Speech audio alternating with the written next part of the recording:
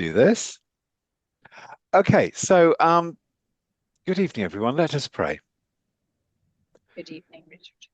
Almighty and everlasting God, you hate nothing that you have made and forgive the sins of all those who are penitent. Create and make in us new and contrite hearts, that we, worthily lamenting our sins and acknowledging our wretchedness, may receive from you, the God of all mercy, perfect remission and forgiveness through Jesus Christ our Lord. Amen. Amen.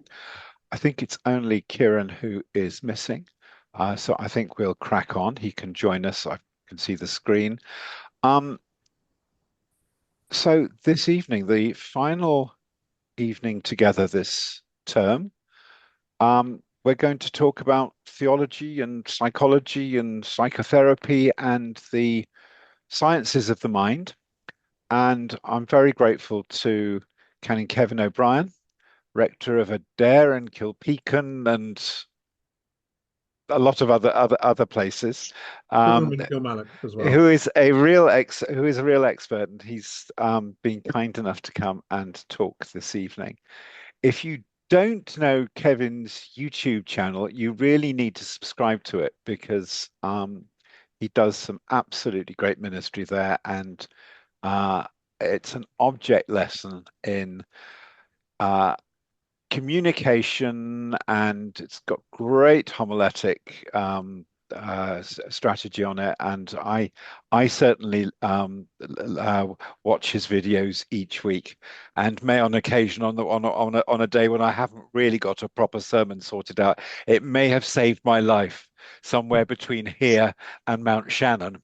As I've listened and digested it, and then reiterated it not nearly as well. So, Kevin, thank you so very much for being with us, and I'm going to hand over to you. Pleasure. Well, thank you for that. And perhaps if for those who don't know me, I'll give you a 30-second potted history of who I am and the influences upon me. And then we'll go into it. What I'll say is, if you don't mind, can I just sort of take you through the presentation because it builds in layers. Please, of course, save up questions towards the end, and there'll be hopefully plenty of time for that. But I want to sort of build a case, as it were, and take you from one concept to another, and then hopefully by the time we've come together, you see the connections. And one of the connections is that the discipline of psychotherapy, of psychology, but certainly of psychotherapy and of good therapy, is ruthless honesty. That you do not see a therapist to be told what you want to hear. You are there to have an honest and sometimes painful inquiry into yourself, into your thinking styles, your behavior styles, the way you've made connections and attachments in the past and the way you might in the future. And you have to be prepared to risk. And if that applies to one's own psyche and one's own personality, I have to bring that same discipline to my own theology. And there is, I suppose as I'm getting older, I'm getting increasingly less time for woolly theology or lazy theology or theology that is not brave, that prefers to sit with anodyne nostrums that we don't really believe in, but we don't want to challenge. And if theology is at all robust, it can do with some challenge. And I think it's had quite insufficient challenge in the past. My background is a mixture of television. I worked for the BBC for a while, and then also within advertising, and obviously communication theory and the psychology of communication and of how people think and form opinions was all part of that. So my first degree was in business, German, and some degree of psychology. My second degree was in theology at Oxford, and then my master's is in pastoral theology, and my dissertation was in the psychology of personality traits as they impinge upon theological reflection and people taking particular theological stances. And the lens I looked at was the debate about same-sex marriage. And so that's sort of my background. I'm also training as a psychotherapist at the moment with the Viktor Frankl School in Dublin and Vienna. And that's in the School of Logotherapy and Existential Analysis. I've also got some training in hypnotherapy, and also I've got some training in transactional analysis. I'm also interested in internal family systems and Jungian psychology as well, although that's quite esoteric, and we'll come to that in a minute. So my theology and my theological approach has always been deeply influenced by psychology and some of the rigors of psychology as well, of hopefully not being self-deceived about my theology or always applying, I hope, some degree of rigor to why do I think that? Do I think that because I want to think that? Do I think that because it's comforting to think that, or because I actually think it's true? Frankly, I obviously one uses slightly more kid gloves in pastoral encounters, but certainly in teaching and in this sort of sharing, I want to encourage people to be reflective and, to use the word hopefully correctly, reflexive, which is to look internally into one's own thought processes. And so this particular section I've put together, and hopefully I can get through it in the time, so I may have to race through little bits and then come back in the questions, is really looking at theology, psychology, and psychotherapy. And are they competitors? They have sometimes been in the past. Or is there potential for collaboration? Are they rivals, or could they even be partners in the future? So let's first of all look at the idea of the human interior. Sometimes argued that Shakespeare in the 16th century invented human personality and interiority because his characters would have, the art of soliloquy is to declaim what is or purports to be an interior monologue. So I think some people have claimed that Shakespeare gave voice to that, perhaps for the first time ever. Now, that's not entirely true. Look at Chaucer um, and the character Theseus in The Knight's Tale. And in his gentle heart he thought anon, and soft unto himself he said, Fie upon a lord that will have no mercy. So already there is this sense that people might have an interior conversation, an interior monologue, and be aware of an internal conversation. There's also an interior monologue in the late 14th century, Sir Gawain and the Green Knight. Japanese kabuki theatre and no dramas also employ soliloquy, where the person's internal thoughts are actually exposed. Now, also Sophocles in Ajax and so on. Now, there's a book by Julian Jaynes, if you want some bedside reading and something nice and light, The Origin of Consciousness in the Breakdown of the Bicameral Mind, 1976. It was a controversial thesis at the time, still is, that human consciousness didn't begin that far back in human evolution. He thought it was only about 3,000 years old and is still developing. Now, we can challenge the timing on that, but I think there's certainly some strength in the opinion that humanity, the evolution of humanity, went through a period where we were less reflexive and reflective than we are now. and we matured through human development into having not only interior dialogue, but also a sense of a theory of mind. So thinking about thinking. So people not only thought, but they thought that they thought.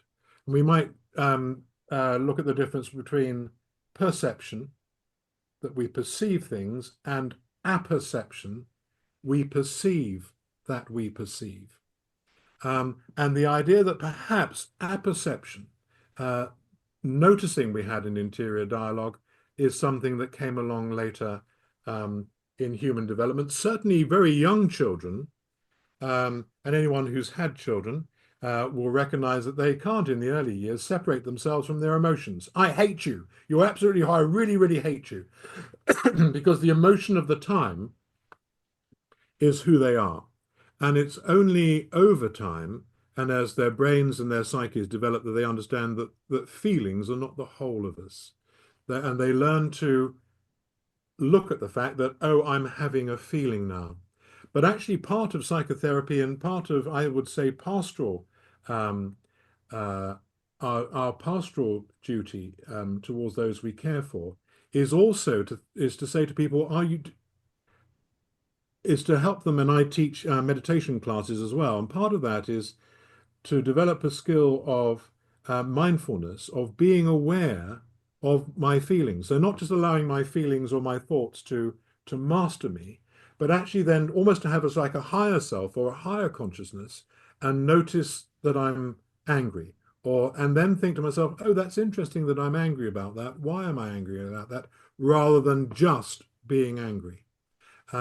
And of course, that is, in a way, the difference between a more sophisticated mind and a less sophisticated one as well, who are people who are pure emotion and react to their emotions and have very little impulse control, compared to those who actually think, hold on, let me take a step back and observe what I'm feeling and observe my thought processes.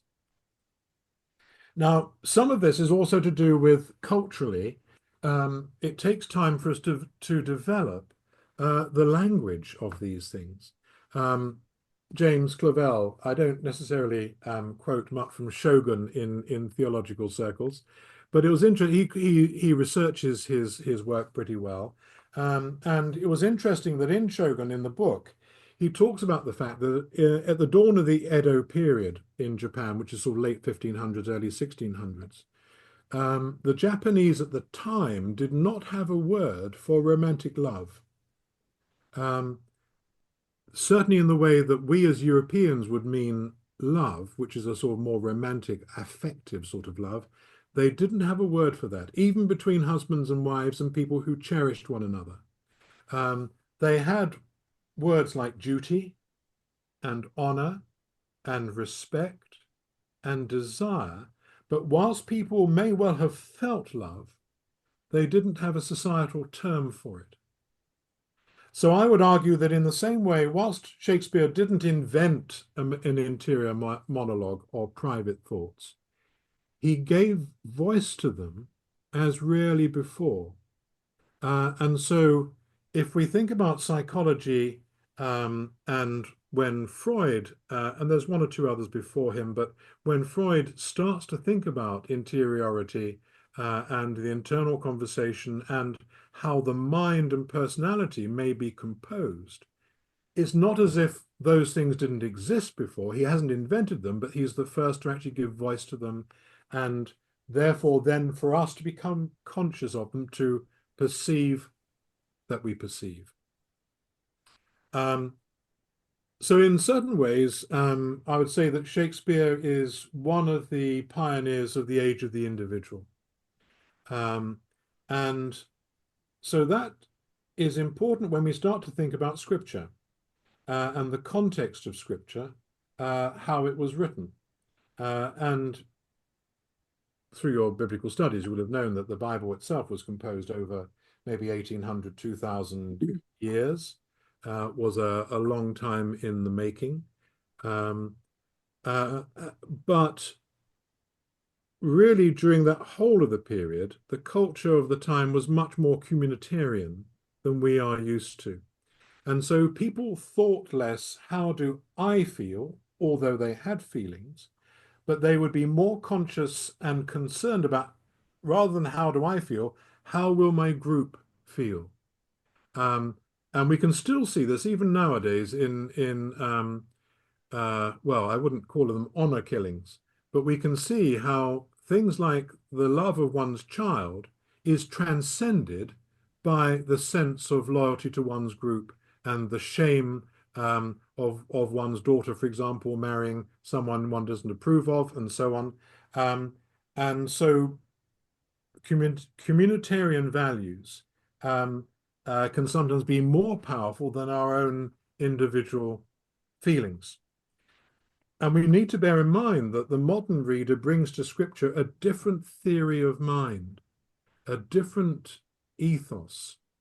Um, and so, of course, we must read Scripture differently because we are a completely different culture. Not only scientifically do we live in a different world, but also we have a theory of mind that wouldn't have occurred to them at the time. Now, I think what I want to start doing is layering up some theological concepts as well.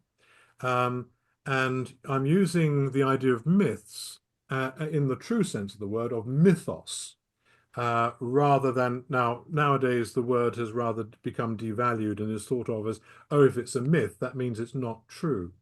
But actually, the correct theological use of mythos means a foundational etiological story, something that gives an explanation of the beginnings of things, a foundational legend or story.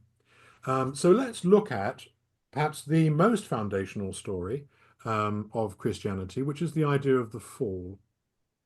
Um, Purports to describe the transition of the first man and woman from a state of innocence and temporary obedience to God to a state of guilty and permanent disobedience. And it continues to suffuse our Christian thinking. Okay, there have been long ages where the story appears to have been taken literally, not just as a commentary on the human condition, but as an historical fact, an event that actually took place with a talking snake. Now, I'd have to say to you, as part of this reflexive process, do you really believe that there was a single first ever man and a single first ever woman placed in a garden, and she was taken from Adam's rib with all the animals of the world? Because if you don't believe that literally, and I don't, and I think perhaps the vast majority of modern Christians, apart from creationists, would not believe that, then that has profound implications that we still haven't dealt with in our modern theology. The theory of evolution posited by Charles Darwin more than 150 years ago has, of course, granted profound insights into how our world and we came into being. And with countless discoveries since, and it's clear that most modern Christians would accept that the Genesis story of creation is just that, a story. It's a mythos, it's a foundational story, and it's a powerful allegory of the way that we face and fail ethical choices every day.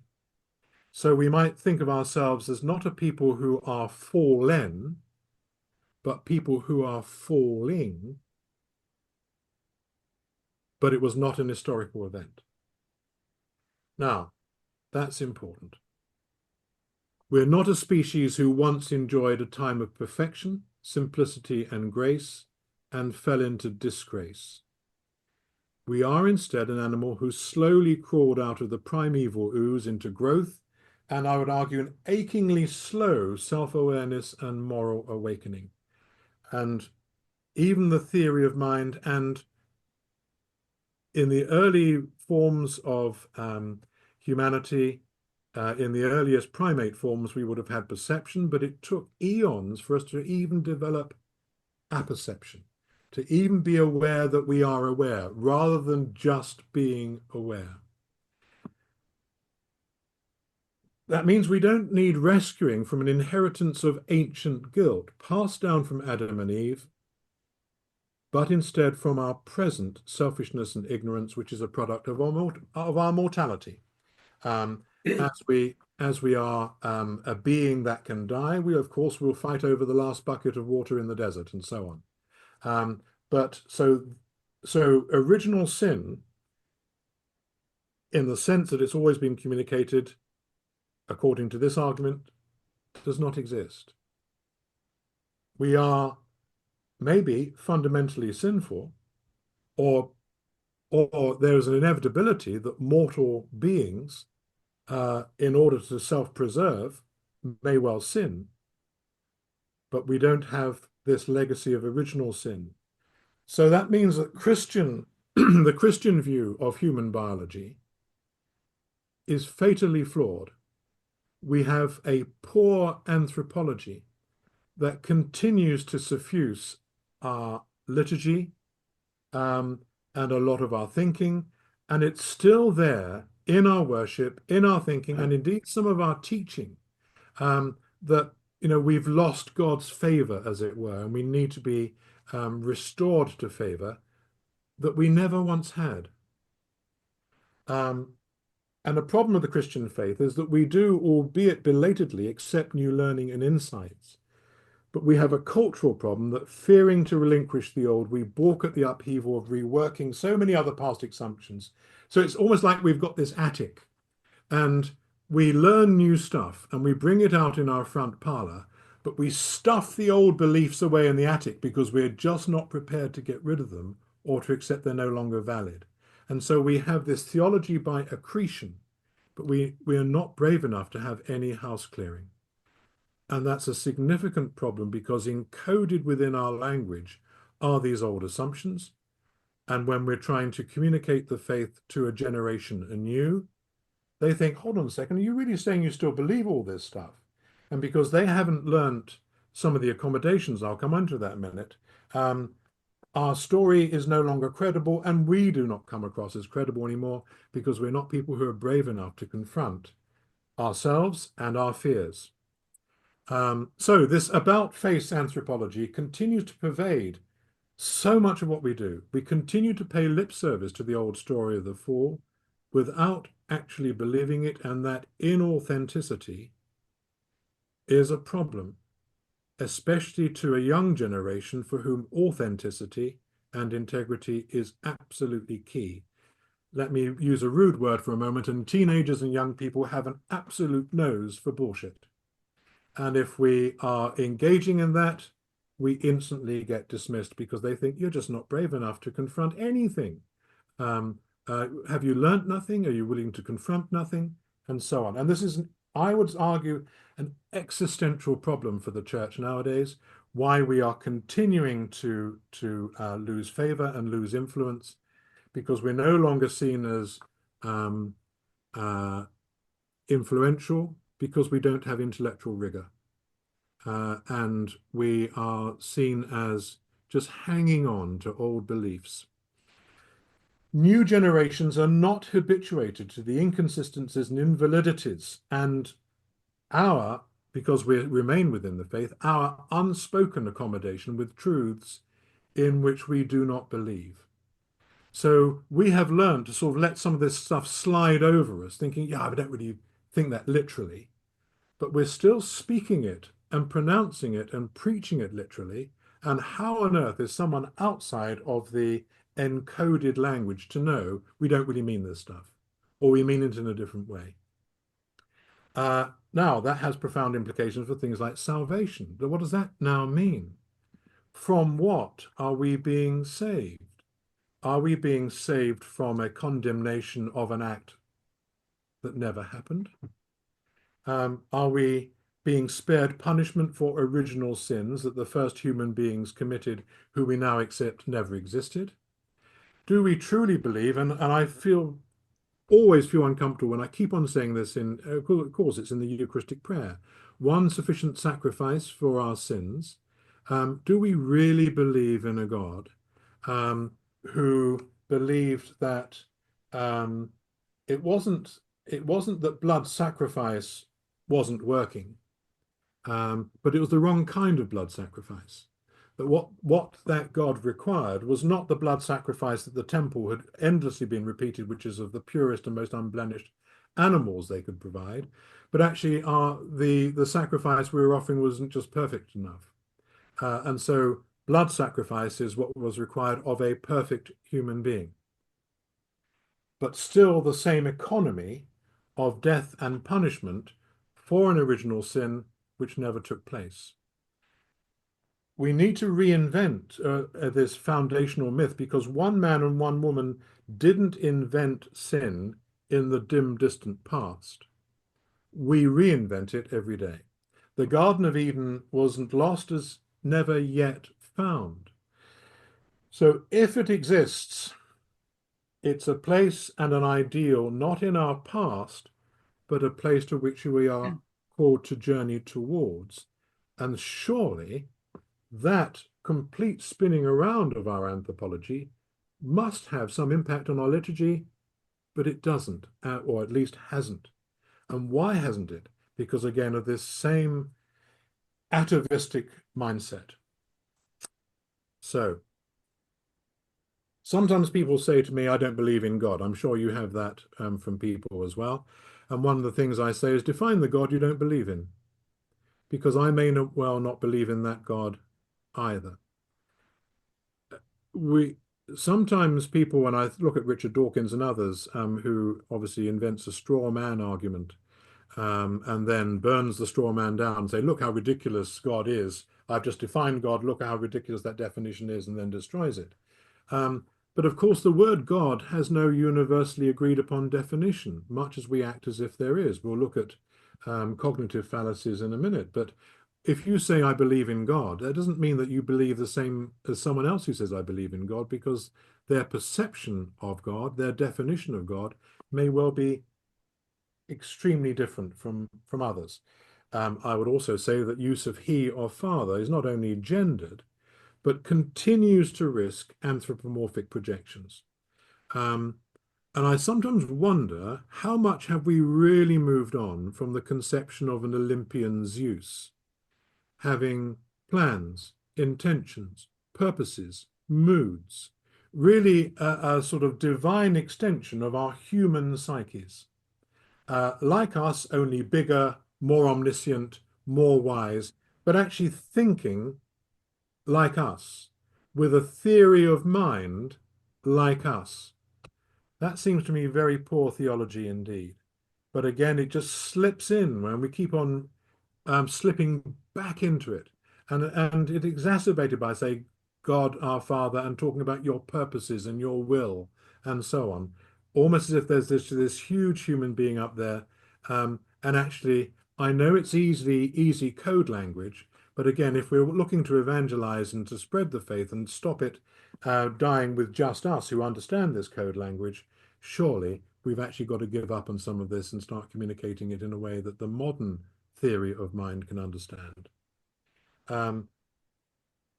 I I get really quite uncomfortable when people say your baby has died, but it's all part of God's plan. We just don't understand it.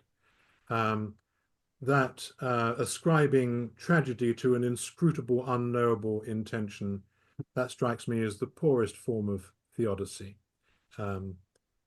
So in the past, when education levels were lower and deference to authority higher, perhaps one could get away with such an anthropocentric and authoritarian God.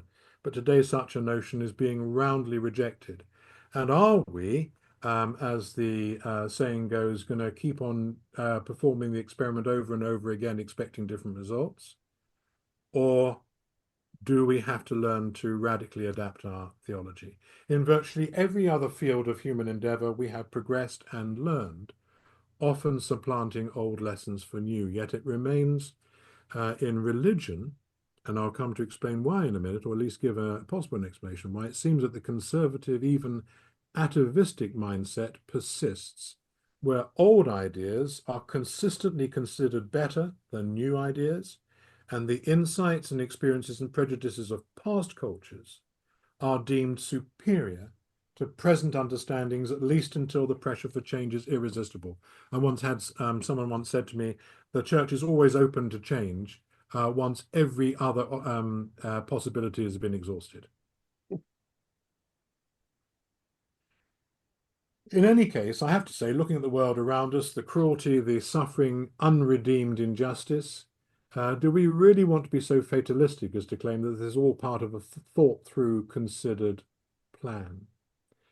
Um, I'm much more of a process theologian. You might want to look up process theology at some time, which talks about God experiencing history alongside us. That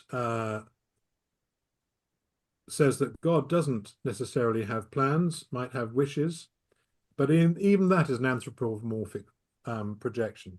But certainly Godness, that the love, the goodness, the beauty, the truth of God um, tries to draw us towards, and even using verbs like try is an anthropomorphic projection, but is pulling us towards a direction against which we sometimes fight.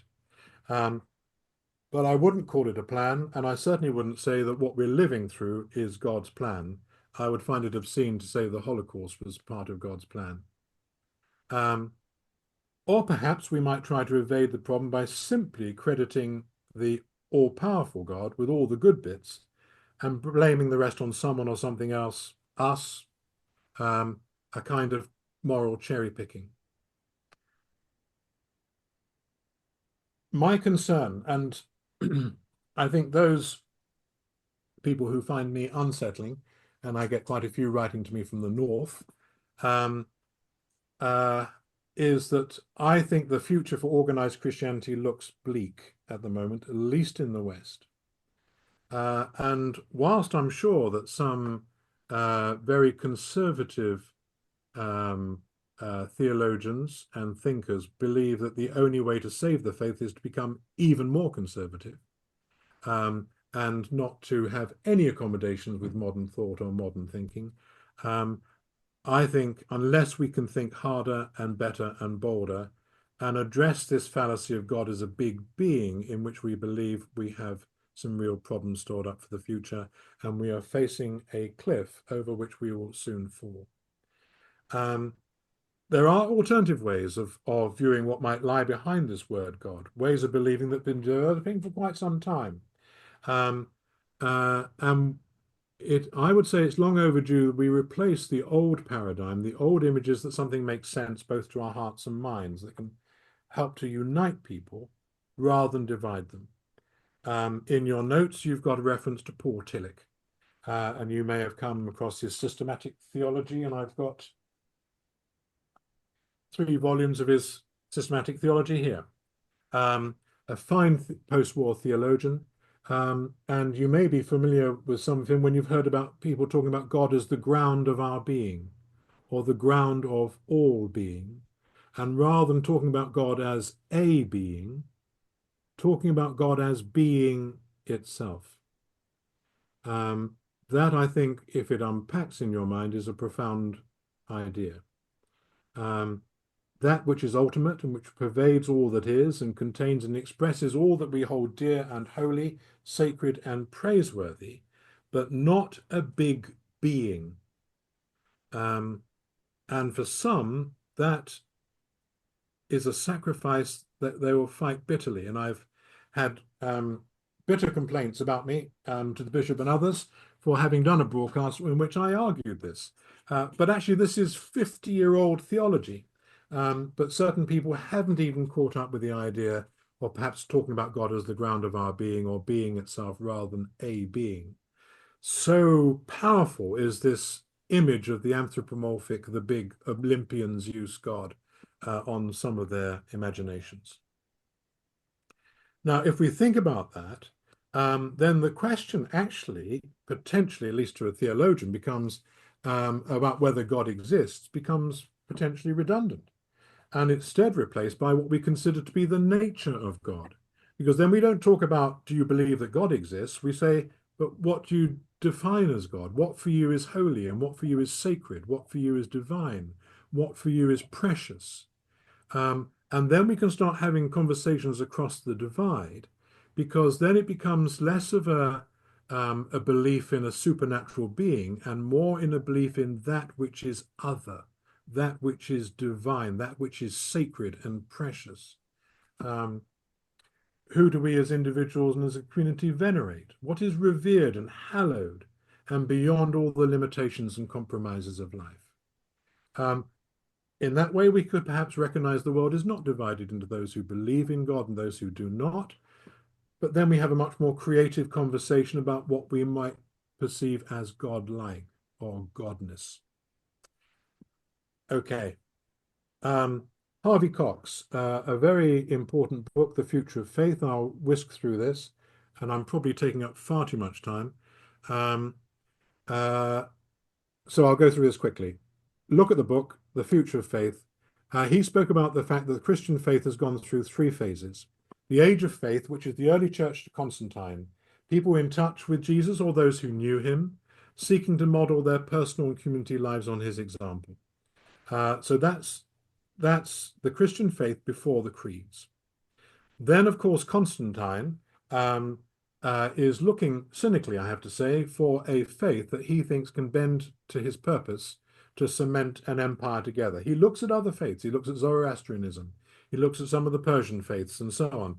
But he thinks no, Christianity, because it has this identifiable central figure, will map onto imperial structures.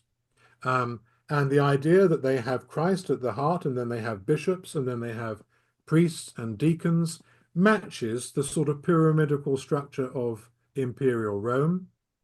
Fine. We were killing them last week in the Colosseum. This week, now it's become the official religion of Rome.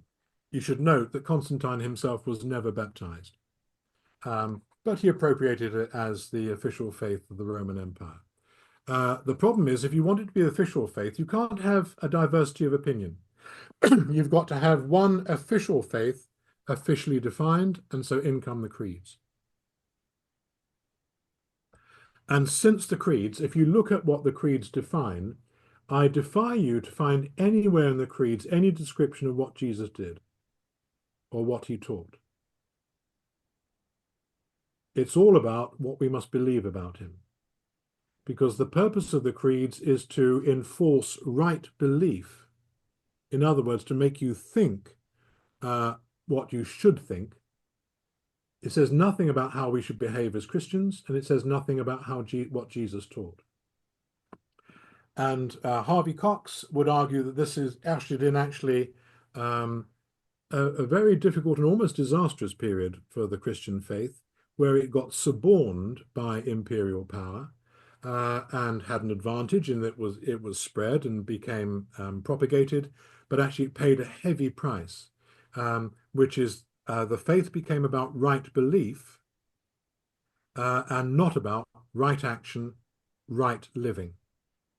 And he would argue that actually we're now in a very, very new phase, which is why the age of belief is still so persistent. And we're still having accusations of heresy, and you don't believe the right things, therefore you're not a proper Christian. Because the age of the belief is still hanging over us, whilst actually this new age, the age of the faith, has been coming in for about 50 years, still in formation, emphasizing not what people believe, but how they live, how they treat one another, how they experience the divine through spiritual practices, through meditation, through pilgrimage, and so on. And so we can see that growing now. But the age of the belief has been around with us for so long and has so influenced Christianity that we're still fighting with it and against it. So I would commend that book to you, and it's a profound way of looking at perhaps where, as Christianity, we have a potential future where we might embrace the age of the Spirit, but we're still being held back because we're chained to the ball of the age of belief. Now, just some quick, we're starting to move into psychology now. A quick bit of communications theory, and this applies to how a new idea is adopted within any universe of people.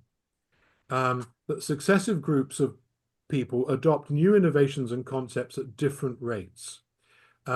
You can look at products, you can look at ideas, you can look at concepts, and they all have their own shape, but essentially, let's use the bell curve here, that with any new idea, and product and so on, you will have innovators, people who are early to adopt these new ideas. But they're only about 2.5% of a population. And these are relatively static um, um, proportions because, like most things, if you look at a large enough group of people in terms of heart rate or height or weight or anything, it ends up being normally distributed. So innovators about 2.5%. And early adopters, people who once an idea has started to mature, but still fairly early, but they'll read the books. They won't necessarily read the academic articles, but when the book comes out, um, and when the YouTube video comes out, they'll start to think, oh, that's interesting. So early adopters, 13%, early majority, 34%. But then we have this late majority and these so-called laggers who are very, very slow to adopt new ideas. Now, we have a potential problem within the church. I don't know if you can see my cursor moving, but a whole society is normally distributed, but subcultures can be skewed. And I would argue that the church is in danger of becoming skewed, and our congregations are made up of now a majority of late majority and laggards. So people who are slow to adopt innovation and new theological ideas. And you can hear it all the time when someone says, I just want my old prayer book. And don't give me this new prayer. I want the old creed because that's the one I memorized as a child. And I want things the way they used to be. And I don't want any change in the church. Everything's changing around me. I don't want the church to change. So they see the church as a subculture that will preserve at least something that is not changing. But then does that mean that the church is a museum rather than a reflection of human life and living? So let's look at another theory, which is not dissimilar. James Fowler, Stages of Faith. Some of you may have come across this, based in the developmental psychology of Piaget and Erikson and so on. It's better to speak of inclinations rather than stages. So this is more of a sort of a lava lamp than it is a step. So stage one, stage two, stage one and stage two are really childlike. So at the beginning, these are early childhood images and stories based on one's parents. When one's a baby, mum and dad are God. They're the center of your universe. As you get a bit older, you start to take on the images of God that your parents teach you. And then mythical, literal. Still at this early age, one is still thinking rather literally, but also stories about God. Children start having sort of images and mythical images of what God might be. And when you are teaching at preschool and you say, let us pray, and all the children go like this, it's rather touching, and they're that sort of unquestioning stage. Of more importance to our discussion is stage 3 and on, and it's called synthetic conventional faith. And the danger is that churches can collude to keep people at this stage 3, so they obey, stay, and pay. Now, we'll need to ask ourselves, what actually do we want to achieve as leaders in the church? Do we want to just merely defend past views, or do we want to thrive? Do we want to preserve, or do we wish to advance? And if we need to advance, that means some things in our knapsack which are weighing us down may have to be let go of. If you think about M. Scott Peck, the road less traveled, and there's other theories of psychology. Let me give you an idea that if we think about James Fowler and some of these other theories as in life, you encounter some brick walls ahead of you. And when you come to a brick wall, say you're 3 or 4, you come to a developmental phase that you're going to have to jump over. And you're going to have to let go of some of the old ways of thinking. And as a child, that's not hard because everyone's doing it with you. The school is moving you all in that direction. Things that you used to think, you have to learn to rethink. And so you climb up over that little wall and you drop down and you leave some of the childhood things behind you and you move forward into preteen, and then you become a teenager and you have to climb over another wall. the difficulty is that as we get older, we start to look at some of these walls ahead of us, and over that wall is a new us. Over that wall is a new person, is a new life. But we start to fear and we think, but actually, in my knapsack that I've got with me, my coping mechanisms, my self-definitions, my understandings of relationships and where I stand and what I think, to climb over this wall, I'm going to have to set them down at the wall because they weigh me down. I'm going to have to become almost naked and trust to the process, trust to the personal growth, um, to climb up the wall and drop down the other side. But I don't know what I'm going to be like and what life is going to be like the other side of that wall. And I fear for that. I fear the loss of that which I know. And so all too often in life, people will not spiritually and emotionally and psychologically progress. They will, like a little rubber ball, bounce against the wall and sort of make camp at the foot of it. And they're not willing to take the risk to move on. They're not willing the risk to strip themselves down. And actually, you find that people who have spiritually progressed have often people who've been kicked over the wall by divorce or job loss or bereavement, or something has just forced them over the wall. But actually, that's why M. Scott Peck said it's the road less traveled, because most people don't choose the sort of pain um, to go over the wall. And that's where the job of a psychotherapist is actually to accompany you and say, let's together, let's move forward. And let me reassure you that the journey is worth taking. So are we as ministers wanting to keep people where they are, which may be easy and comforting and not threatening, and certainly pastorally is less problematic, or are we there to actually goad them and to encourage them to have the courage to climb over the wall?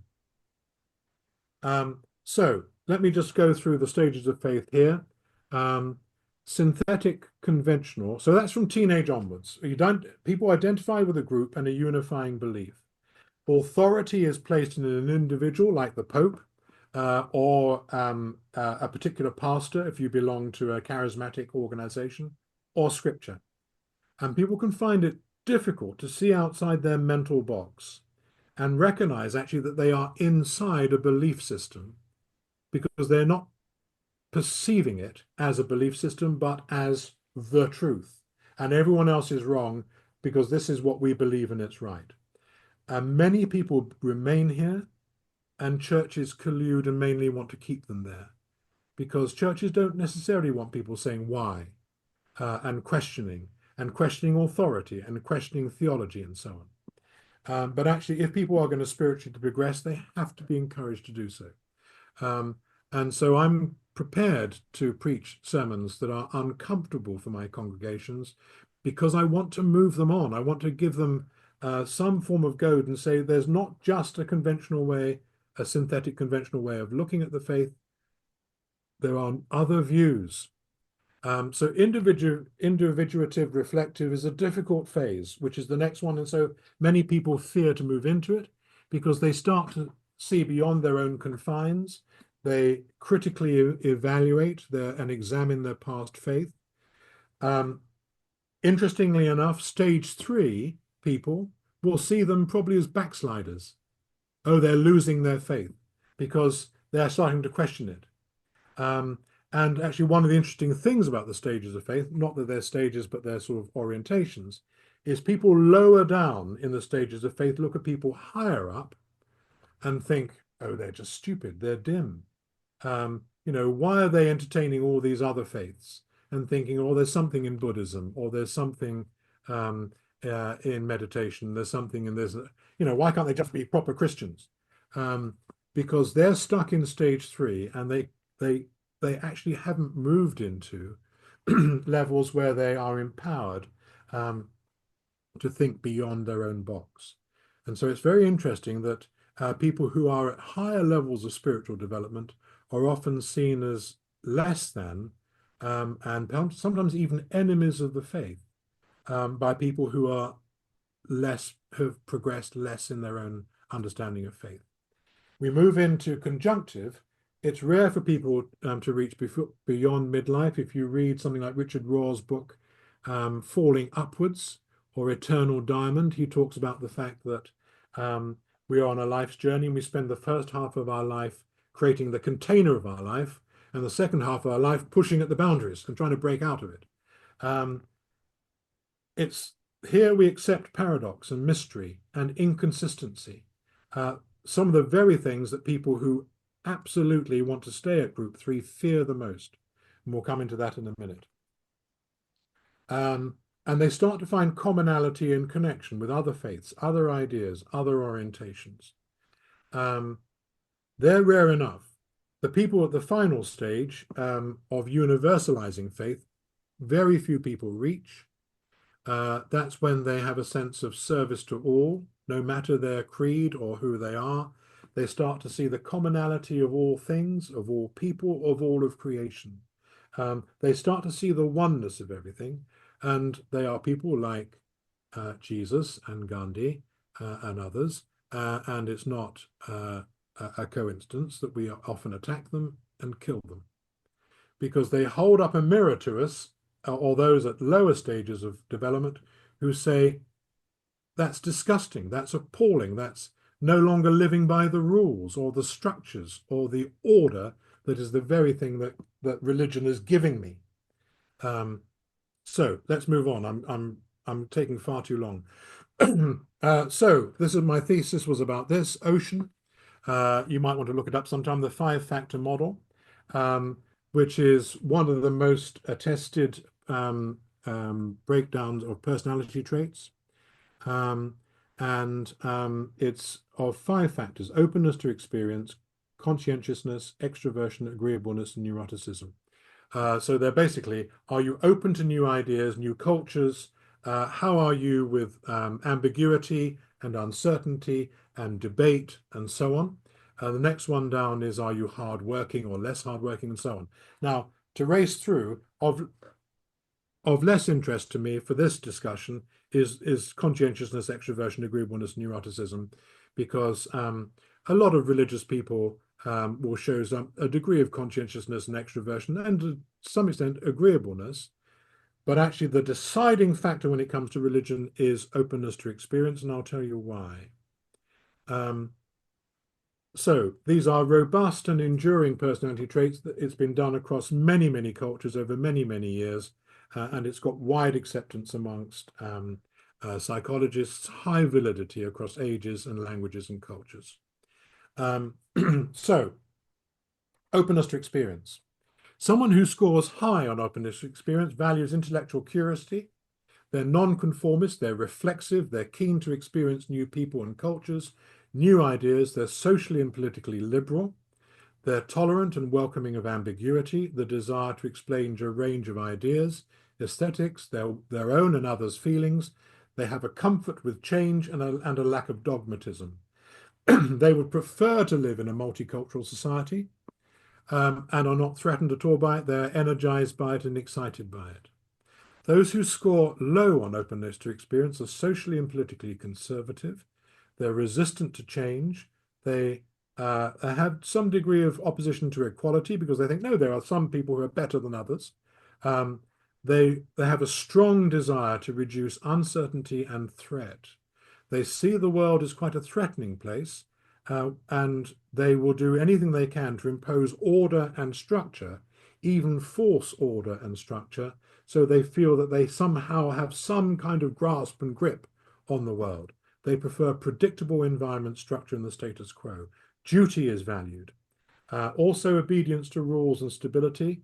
And there's the distrust of what they consider novel social, cultural, or economic innovation. They often reject challenges to social norms. They are atavistic. Now, in the research done by Saraglu, which is applying this to religious views, he says there are 2 kinds of people. People who score high on openness to experience, he nicknames spiritual, and those who are low in openness to experience, he typifies as religious. And the key thing is, whilst they can both score high on agreeableness and conscientiousness. Those who score low on openness to experience believe that their agreeableness, they still would define themselves as kind and agreeable people, but they believe that agreeableness should only be extended towards those of the same faith tradition or those who do the right thing. And they can tolerate higher levels of injustice towards those who are considered out groups. Might include, for example, LGBT people or people of other faiths and so on. Those whose attitudes or behavior render such treatment, poor treatment, as not being unfair or discriminatory, but justified. And certainly in the research, the religious orientation is highly predictive of negative attitudes towards homosexuality and people. Now, as church attendance has changed from being the thing that most people do in the past to the activity of just a few, perhaps it won't surprise you to know that now, if you conduct research in any given church, the majority of people who attend church today comprise those who score comparatively low in openness to experience. So that means that we are in our congregations potentially mainly speaking to the more conservative, the least open to change and spiritual development, those who most happily inhabit Fowler's third stage and fear moving onwards and are highly resistant to anyone inviting them on an onward journey.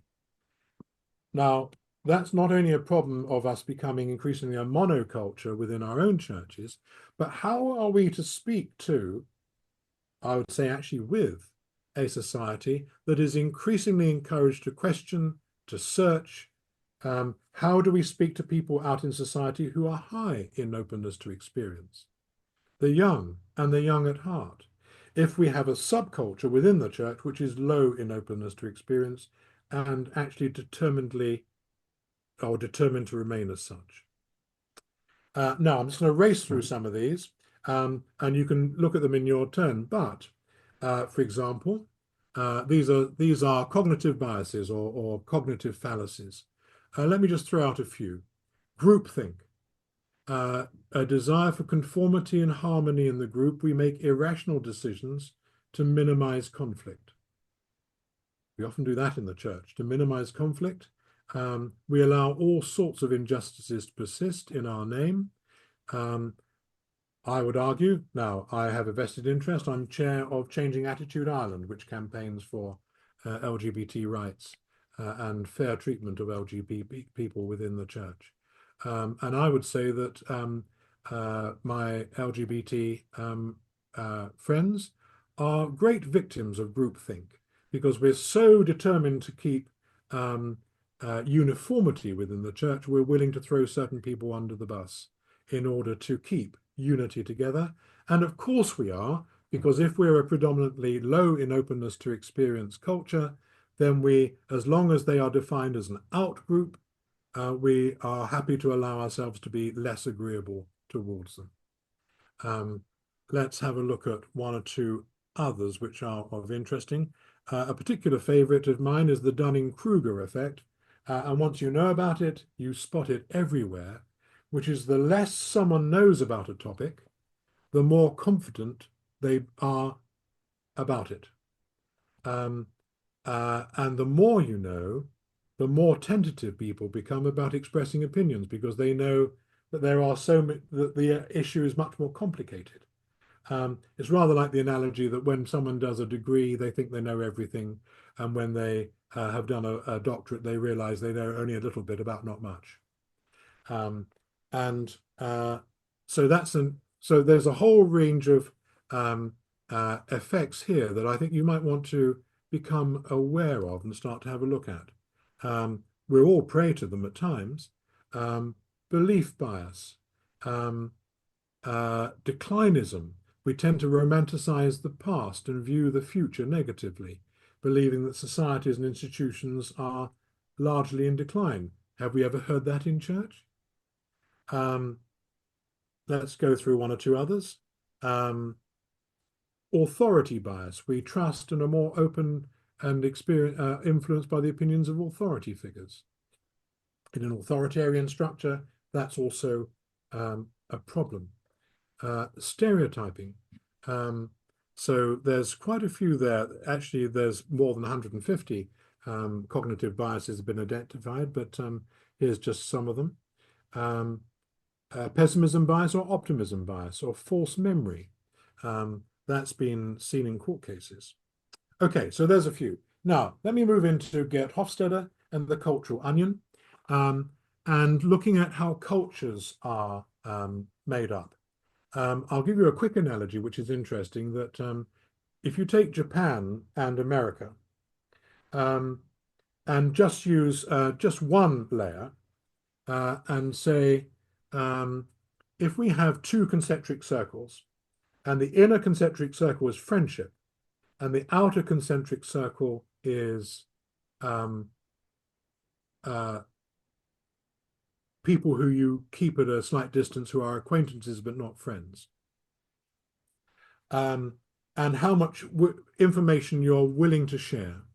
If you're an American, the the inner circle and the outer circle are quite close. So, in other words, you are willing to share far much more information with strangers. You'll tell them how much you earn, where you holiday. You'll tell them all sorts of things. So actually, there's loads of information that is publicly available.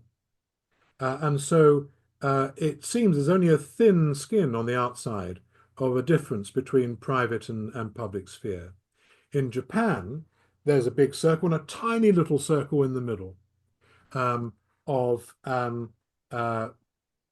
so the vast majority of your life you're not willing to share. But it takes exactly the same amount of time to move from acquaintanceship to friendship in both societies. It's just that both societies define what is the difference, what sort of information comprises privacy and non-privacy differently. And if we look at this cultural onion, we have values at the center, and then outside we have symbols, the symbols that we use as a society, the heroes that we have, and the rituals that we use. And they can be called practices. In conservative cultures, practices can lag behind values. And so actually values may have changed, but because of the time lag, you're continuing to use, I mean, in Britain, we still see Winston Churchill as a hero, as a current hero almost. Your symbols and your rituals persist, even though your values may have changed. So let's move on to another thing. Again, that just takes a bit of unpacking. Okay, so let's move into the sweeper psychology, theories of mind. And I'll paraphrase some of this as well. Sigmund Freud, you've got the handout, provided one of the more influential critiques of religion, and rather like Shakespeare, he was another discontinuous innovation. He was another leap in imagination. And he postulated human theory comprising three aspects: the id, which is to do with the instinctive part of us which is pursuing pleasure and emotion and anger and so on. The ego, which is the more conscious part of us, the more rational part of us, and the superego, which you might call our conscience.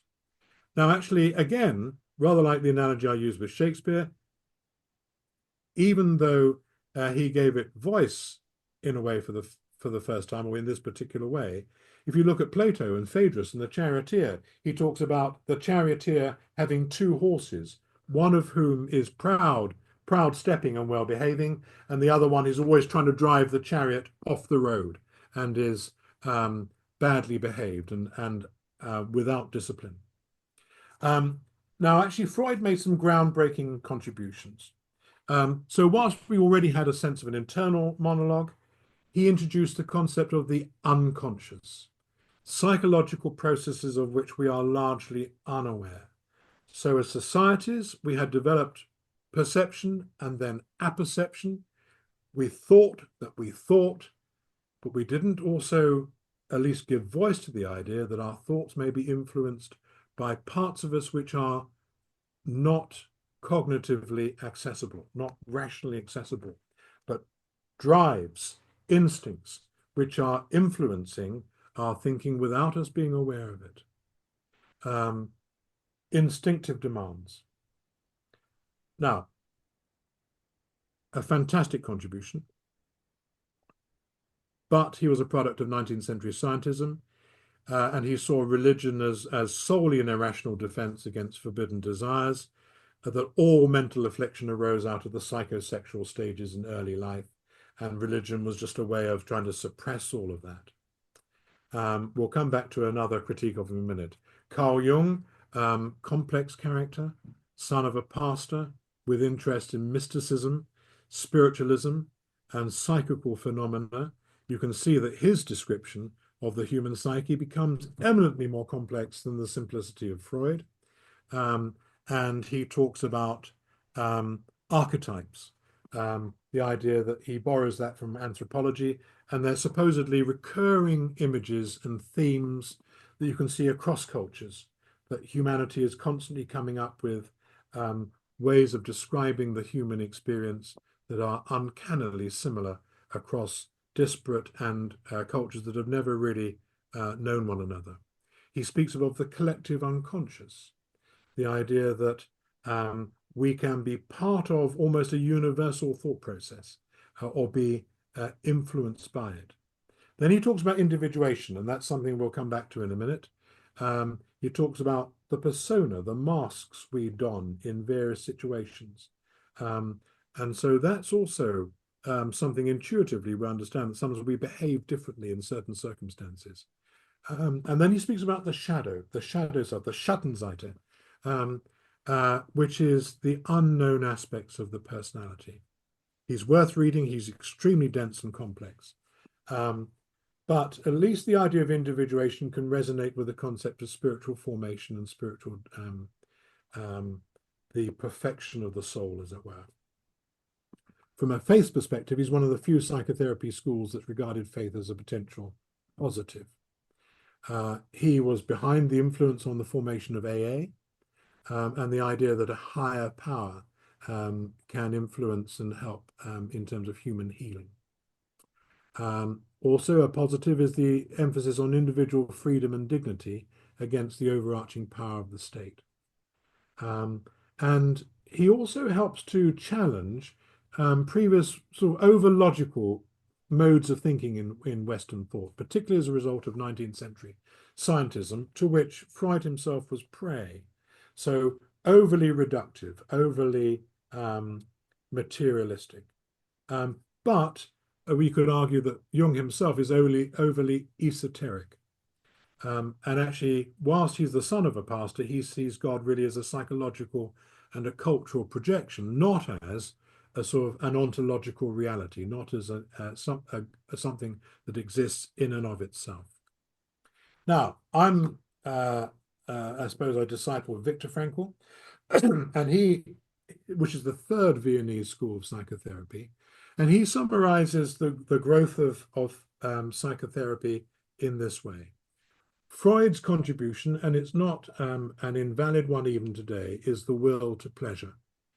But so the fact that we have drives and impulses of which we are unaware. The problem with Freud is he thought that's the only thing that's going on.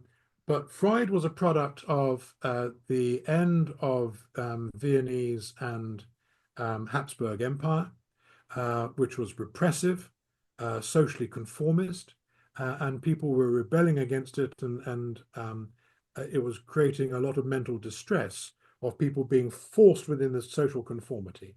And so he saw that people needed to be allowed to be human, to have bodies, to have desires. But of course, the limiting of his thinking was that this is only as far as it goes. Adler was the second Viennese school, was a disciple of Freud, fell out with him, as so many of his disciples did. And he arose out of Vienna when the Habsburg Empire was starting to fall apart. That the universities in Vienna, people were losing their jobs because it was no longer the center of an empire, and there was societal fragmentation.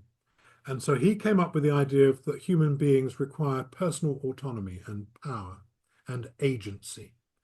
Also not an invalid observation even today. But then Frankl comes along, who was both a young disciple of Freud, wrote to Freud when he was 14, and originally a disciple of Adler, um, through his experiences and also through the experience of the death camps, where he saw that people um, uh, were reduced to the same level of physical decrepitude within weeks of arriving there. However fit you were, your body was wrecked within weeks, if certainly months of arriving. And then he saw a curious thing, which is that it was no longer survival of the fittest. People weren't surviving because they physically were the fittest, but because they had a stronger reason to persist. They had a sense of meaning and purpose in their lives. And so he saw meaning and purpose as the base need of a human being. He developed logotherapy. The key book is Man's Search for Meaning. It's a deeply moving book. I suggest you read it sometime. And he came up with 3 core concepts: that under any circumstances, we still have freedom of will. If nothing else, even if we are imprisoned, even if we are completely manipulated and controlled in many ways, we still in our minds have the freedom to choose how we react to that. We have the final freedom of our stance. How do I react to it? Do I think like a victim, or do I think like someone who still has meaning and purpose? Can I transcend this? If not physically, then mentally. That our primary purpose is the will to meaning, that human beings are motivated at core by a sense of meaning, not of pleasure, although the desire for pleasure is there, not for happiness, because you can't pursue, although the American Constitution talks about the pursuit of happiness, you can't pursue happiness per se. It's a byproduct of living a meaningful life. And that most of us can put up with all sorts of suffering, all sorts of sacrifices, as long as we feel we're doing it for a meaningful purpose. So that's the core of logotherapy, which is to help people find, even in perhaps the depth of their suffering, even in a bereavement. One example, for example, is that a man came to him and said, "My wife has died and I'm desolate." And he said, "I don't doubt your desolation. Did your wife love you?" And he said, "Yes, she loved me as much as I loved her." And he said, "How would your wife feel if you had died before her?" And he said, "Well, she would suffer dreadfully." And he said, "So the meaning of your bereavement is to spare her the suffering. And you are bravely shouldering this undoubted burden, and it won't get any better. But at least you know that the dignity of your suffering is that you're sparing her the suffering." And that gave the man a profound sense of purpose in his suffering. Now, we talk about meaning, discovering meaning in 3 main ways. Creating something, birthing something new, creating something, feeling that one has made a contribution where there hadn't been a contribution before. He talks about discovering meaning through experiencing. That might be with loving relationships or working within a community. How are we helping? How are we contributing? And then discovering meaning attitudinally, which he says everything can be taken from, I put in brackets, a man, but a human being. But one thing, the last of the human freedoms, to choose one's attitude in any given set of circumstances, to choose one's own way.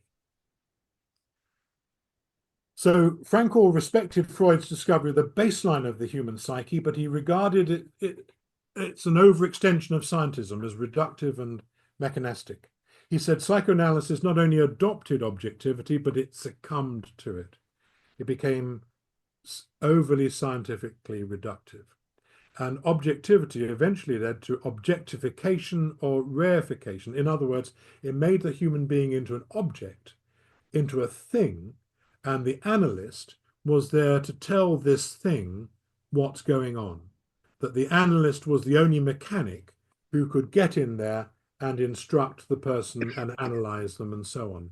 and he reckoned that was um, uh, an insufficient way of treating with people. Um, Certainly, Frankl has a great sense of the spiritual, but be careful. So he has resonances with theology. He himself was a devout Jew. He also talks sometimes about taking up one's cross. Um, so he is heavily influenced by religion and has great respect for it. Um, and one of the accusations that he gave about Freud and some of the others, apart from Jung, who at least looks at the spiritual side of a human being, is he said that traditional psychotherapy, and this applies to many of the schools until quite recently, have looked at only really two aspects of the human being, which is soma, in other words, body, and psyche, our psychology, and have ignored altogether a critical, and as we would, as people of faith would acknowledge, a critical and indispensable and indivisible component of the human being, which is that of spirit. And I would say that, one of the reasons I've wanted to be a psychotherapist in my 20s, but I think one of the reasons I distrusted it was it became overly scientific and actually reduced human beings to just psychological processes and physical processes. And actually, why I've at last find some resonance with Frankl is he says the spirit, or what he calls the nous, or that which is nootic, is what we are, the essence of a human being. Now, it's not directly transcribable to religiosity or spirituality. Nevertheless, there are parallels because he sees them as ways in which the spirit of a human being might be expressed. But he also thinks it might be expressed in art and music, which actually we might also say are sort of transcendent activities that are themselves participating in the divine, if we look at it correctly and non-dogmatically. But so he talks about human beings as soma, psyche, and spirit, or nous, which is a recognition quite unlike psychotherapy until relatively recently. I think another thing that I find great resonance with as well is that traditional theories of psychotherapy have sort of posited a homeostasis to which therapy should seek to return the client. In other words, we should be healthy, we should be happy. Perhaps it's a rather American view of the pursuit of happiness, that naturally we should be at peace, and the therapist's job is to help you get back to almost an original state of grace, an original state of happiness. Um, and I think religious sensibilities, I think a wiser spiritual view is, but that's not right. Perhaps Buddha put it most succinctly when he said life is suffering. But certainly we know, those of us who are pastors, that many of our people who we dearly love suffer terribly. Um, and actually, we cannot cure them or take them back to a place where they are not suffering. But we might at least help them find some meaning in that suffering, um, and some persistence of creativity of the human spirit. So we're not trying to return people back to a sort of a happy bluff homeostasis, but actually we're recognizing that life is tough, that is suffering and is change and is bereavement and grief and so on. But the spirit can transcend them. And one of the things that Frankl talks about is that you may be familiar with Maslow's hierarchy of needs, which says that self-actualization is at the highest peak of being a human being. And actually, Maslow, and interestingly enough, Maslow and Frankl were having a correspondence towards the end, and Maslow was rewriting his theory before he died after his conversations with Frankl, and was saying that actually self-transcendence is the highest expression of a human being, which is certainly what Frankl would view. And I think we as Christians would say also the transcendence of self, the death of self, sometimes we talk about, is the highest aspiration of a human being. And that is where we might discover ultimate meaning. And Frankl talks about ultimate meaning. A man of faith himself. So although one wants to read completely that this is a faith statement, it's not, but it's certainly a man who's influenced by faith, where he says ultimate meaning necessarily exceeds and surpasses the finite capacities, intellectual capacities of man. What is demanded of man is not, as some existential philosophers teach, to endure the meaningless of life, but rather to bear his incapacity to grasp its unconditional meaningless in rational terms. So in other words, religion, we may say, revealed itself as a fulfillment of what we may call the will to ultimate meaning, if religion is working properly. On his way to find the ultimate meaning of life, the irreligious man, as it were, has not yet reached the highest peak, but rather has stopped at the next to highest. But bear in mind that Frankl's concept of ultimate meaning has more in common with Tillich's God beyond God, God as the ground of our being, rather than appealing to a sort of an Olympian view of a embodied or God as a being. Last couple of thoughts. I hope I'm not running over too much. Just some additional modern theories with some insights that might be useful. Richard Schwartz, I'm studying him myself, a very influential and useful insight that we are not unipolar, unified personalities, but we're a combination of different qualities, orientations, and predispositions. Intuitively, we might say, part of me would like to go to Portugal on holiday, but actually part of me would like to stay at home. Or part of me would like to do this job, but actually, another part of me thinks maybe I'm better where I am. And so perhaps we might think of ourselves, and this is not schizophrenic, we might think of ourselves as components, as parts, as almost like actors on a stage. And there might well be a part of us who's the director, and this gets us back to the compartmental sense that Freud and Jung have of the personality as well, that we are these components, perhaps with an overarching self, which is trying to hold all these things together. And when we see people who have great mental distress and disorder, they have lost a sense of self which isn't able to control the actors on the stage anymore because their sense of self is so weak. But if you have a relatively strong director of the play, then the play is unfolding and the different characters will come onto the stage at different times, and there will be different influences. And we can also intuit that by saying, crumbs, that was my mother talking.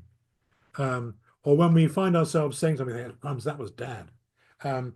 We realize that our upbringing, that our personalities have been shaped by our past experiences and relationships, and they have become different parts of us and influences and voices within us, as it were.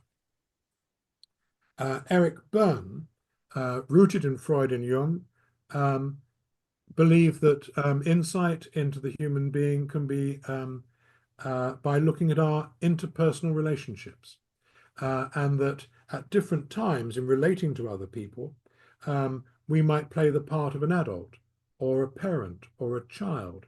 And sometimes our miscommunication is when one person is speaking as a parent to a child, or over managing parent to a parent or child to child. And what we should be trying to do is actually have adult to adult relationships. And anything else starts to become dysfunctional. And that's when interactions are becoming compromised. Again, Eric Berne, the games we play and so on, also worth looking at. Carl Rogers, I'll just say he's humanistic and phenomenological. So in other words, what is going on with the person? And one of his aspect of his approach, which is both complementary to most modern approaches to psychotherapy, but challenging to us actually, especially if we still cling to the idea of original sin and so on, is that the therapist should approach any client with unconditional positive regard. And that's a key facet, that it is absolutely non-judgmental.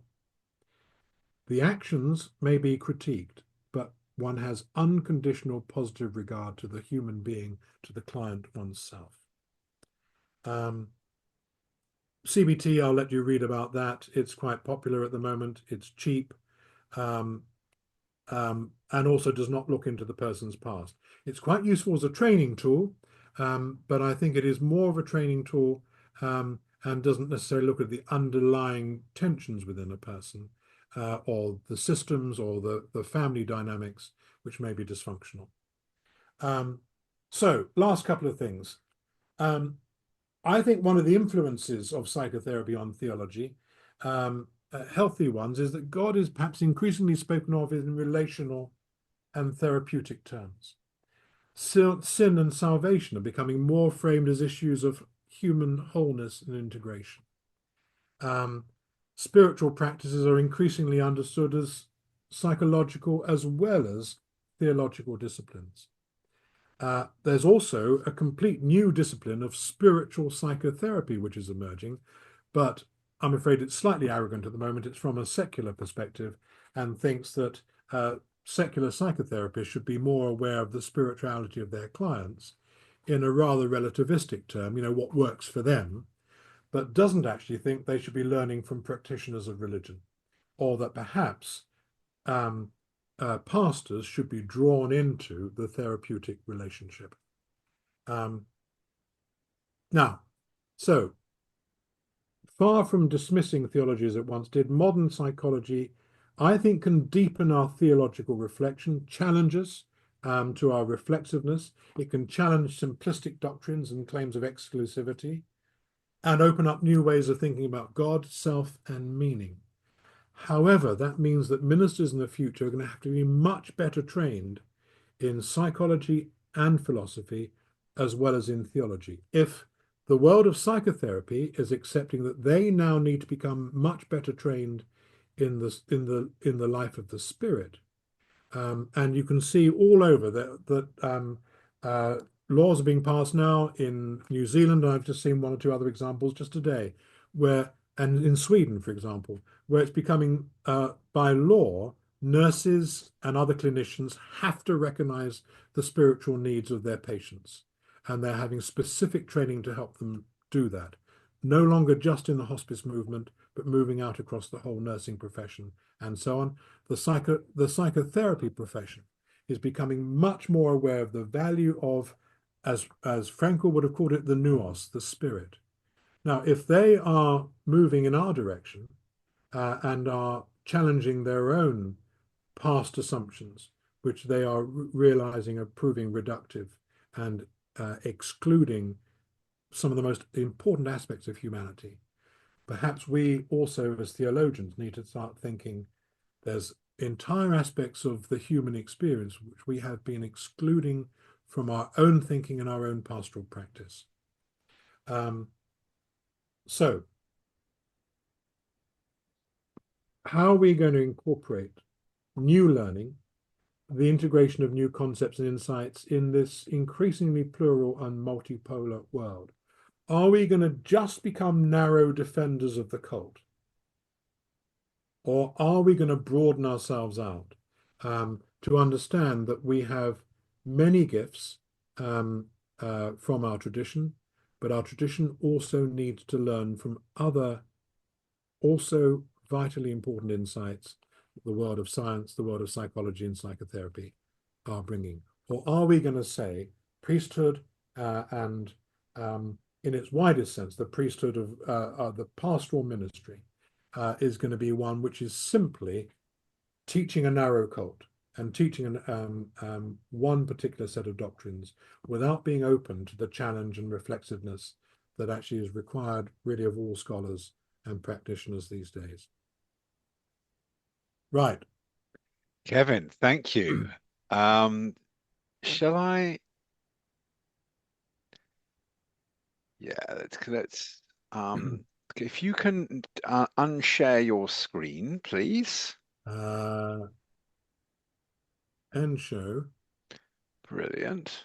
Have you got a normal screen back now? Not quite yet. But if you can. now. I don't know if I've got all the controls coming up. Let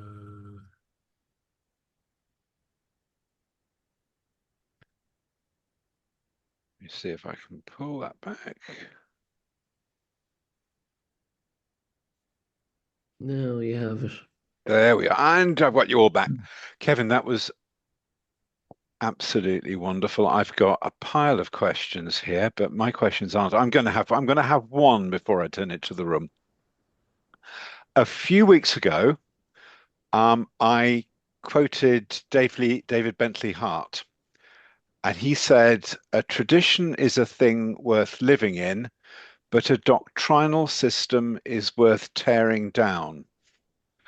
From a sciences of the mind perspective, what are bits of tradition might be important?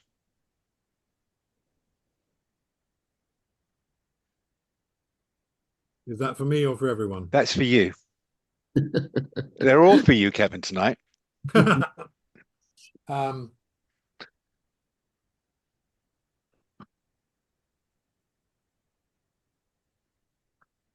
I suppose I tend to sit relatively light to uh, dogma because I've been fortunate enough to have had a few experiences in my life. I had a conversion experience 30 years ago, well, 20 something years ago, um, where I felt that I had a raw experience of the divine, and have had a few since. I suppose I could call them mystical experience, but I'm not claiming to be a great mystic. Um, and so having had raw, what I would consider raw experience of the divine, um, and also it was a movement of the heart, that conversion experience. So it was, my goodness, it's all true, um, but not necessarily all factual. I actually, one of the first things I ever teach, when I teach theology, and I've previously taught philosophy and ethics and religion, um, to teenagers and others, is to draw a great big circle, which I label that circle truth. And then I draw a smaller circle within it, which I call fact. And say that essentially what I'm saying, at least at a fairly simplistic level, is all facts are true. But truth is a much larger reality than the mere world of fact. Um, and often more profound. Perhaps the most truthful book you'll ever come across, at least as soon as it's printed, is the phone book. It's full of facts, most of which are absolutely accurate and truthful, and so on. But it doesn't tell you anything about how to live a life. It doesn't tell you anything, give you no insights whatsoever. The Bible, for me, is suffused with truth, with insights into the human condition, into insights into our relationship with the divine, that which is other, that which is transcendent, which is beyond, about pure experience in relationship with the divine, some of which is factual, some of which is history, far less of it than some people think is history. And also because at the time it was being written, people didn't make that false distinction. They were pre-Enlightenment thinkers. They were pre-scientism thinkers. And for example, they would look at the stories of Elijah and Elisha and Moses and think, well, if we believe that people did those things, then Christ, who we now have come to believe is superior to them, well, he must have done those things too. So there's nothing wrong in telling stories about him that are both parallels um,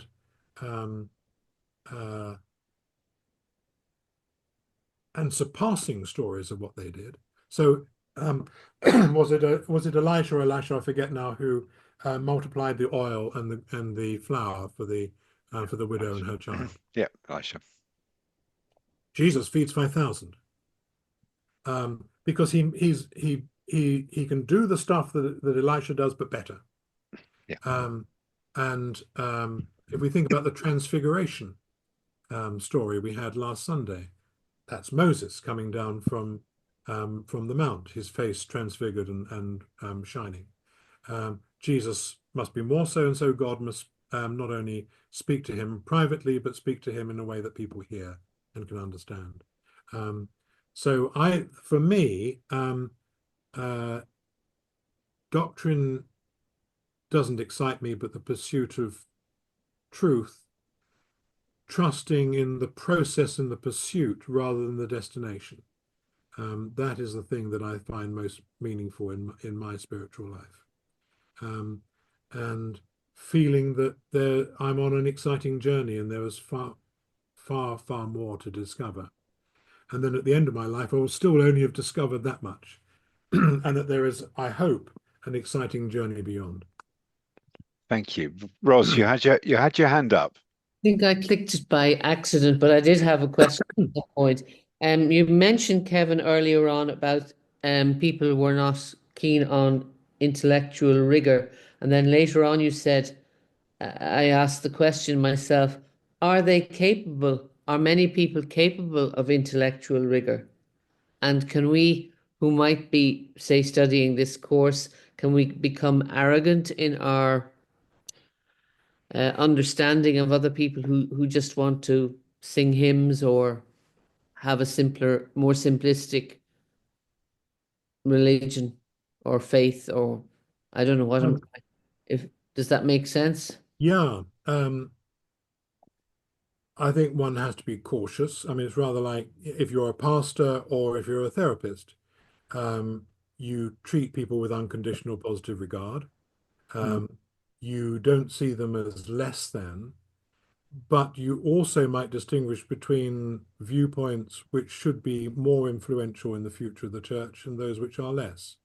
So if someone is content to remain where they are, then that is fine, I guess, for them. It's to me disappointing that they would want to limit their experience of the divine in such a way because they are placing their own limitations on it rather than being open and saying here and no further. And are they then going to reject revelation which comes because they don't wish to hear it? That's a shame for them, I think. That when it becomes a shame for us is when they wish to impose that view and act as a brake upon a church which needs to exist for more than them. Archbishop William Temple once said, the church is the only organization in the world which exists primarily for those who are not its members. And I think we lose sight of that in the church, so we become eminently self-serving and overly influenced by internal tensions and internal agendas. Now, as I say, for example, the fact that I, through CAI, seek to champion the cause of LGBT people, partially because I have an interior sense of I hate unfairness, I hate injustice, can't stand it. And I can't stand being part of an organization that is consistently practicing injustice and unfairness in pursuit of a false unity, because it's not a unity, is it? We know that the faith as practiced, for example, in largely in churches in the south and largely in Church of Ireland churches in the north is really quite radically different. But because of politics, and not just church politics, but politics, but also church politics, and the fact that the majority of money comes from the north, although the majority of possessions are held by the south. We don't rock that boat. We don't want to have division. We don't want to have people hiving off and joining GAFCON and things like that. We're willing to throw certain people under the bus and victimize them as an acceptable price for unity. Um, I, I, that's where I part company with those who say, I don't want to learn any new things. Fine for you, but please don't impose that on others, because that will have either unforeseen consequences or sometimes quite disastrous and experienced consequences for others, and certainly for the faith. Um, uh, Conservatism with a small c, the desire not to change and not to learn, I think is driving us headlong over the cliff. And Well, will the church, I think it's an existential fight actually for the future of the church. And are organizations that remain inherently conservative and are unwilling to learn eventually die. Something new. The gospel is the gospel. It will persist. It will survive. It will find fresh expression. The Spirit will find new ways. But if we are unwilling or incapable vessels, then what we represent will die, and the Spirit will find new ways. Always has in the past. Churches have died, and traditions have died. And the Spirit finds new ways. But if we think there's some value in our tradition, then it has to be far more than just tradition. Has to be a living tradition, not just preserving the past. thank you. More questions? Richard, I'd like to ask a question. Please go ahead, Tony. I was trying to find my raise the hand, but I couldn't. Kevin, you spoke about trusting the process. You spoke about being forced over the wall, and you spoke about moving forward in the context of working with a therapist. So it's I'm not sure if it's not really a question, but it's a comment that the pastors, the ministers, the clergy who are leading, are going to be leading our congregations, they themselves need to have that desire to trust the process, to force their congregations over the wall, and they need a degree of enlightenment. And I suppose I wonder and I worry how many of our clergy possess that. A couple of things. If I said force people over the wall, I apologize, because actually we should encourage them over the wall, and we should do so from the other side of the wall. So we can't encourage people on a journey we have not first undertaken ourselves. Yeah. And so our congregations need to see us as spiritually reflective people, people who are willing to risk everything for their journey of faith, who take their own pilgrimage deeply seriously, their own spiritual formation as something that is unfolding and continuing, have, I hope, a sense of humility alongside the passion. So I have a great deal of passion for this. I hope I try and cultivate some humility along the way as well. That I teach meditation, I teach a number of techniques, a way of trying to help people. And you know, I need to go on retreat and so on myself. I need to keep my reading up. I need to keep on challenging myself with views that might be uncomfortable or new. One of the reasons I'm training as a psychotherapist now is to be able to give and care for people in a new and different way, but also to enhance and challenge my existing ministry.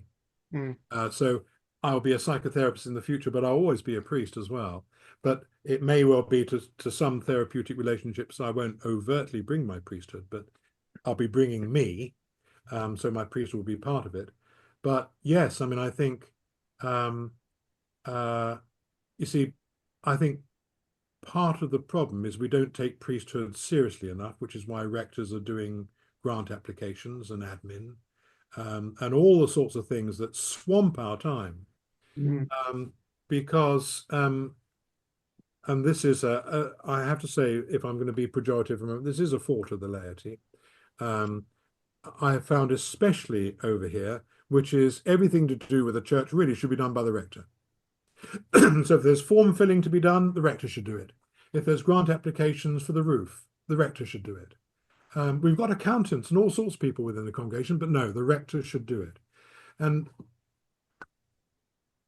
rectors can only be deeply spiritual people if they are given the time to do it, and given the time to pray and to reflect. But our time is just taken up with paperwork.